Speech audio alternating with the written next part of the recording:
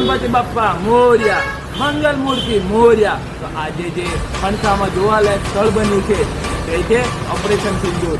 અને હિરેશભાઈ જે મહેનત કરી છે તે 90 દિવસ એટલે કે 3 મહિનાની એમણે પોતાનો ફરજ અને ટાઈમ કાઢીને આવ્યા છે. અને તે ગૌરવની વાત કહેવાય.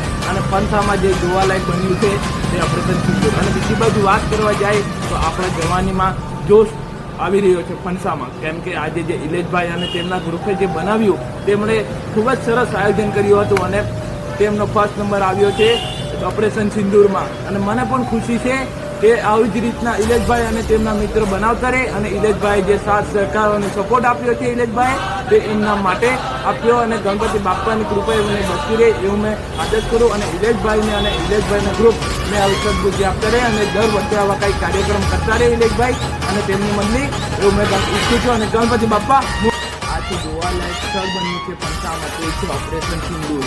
અને લોકો એને જોવા વિવિધ ભક્તો પણ વધારે હતા. અને બીજી બાજુ જે આપણે ભારત માતાને અને જવાનને યાદ કર્યા સિવાય અને ભારત માતાને માનતા હોય તો આ વિડીયોને અગાથી વધારતા રહેજો. કારણ કે આજે જગમગી રહ્યું છે આજે ઓપરેશન સિંદૂર અને ત્યાં જોવા લાયક સ્થળ બન્યું છે. અને બીજી બાજુ ખાલી દેખાવો ચાલી રહ્યો છે આજના જમાનામાં.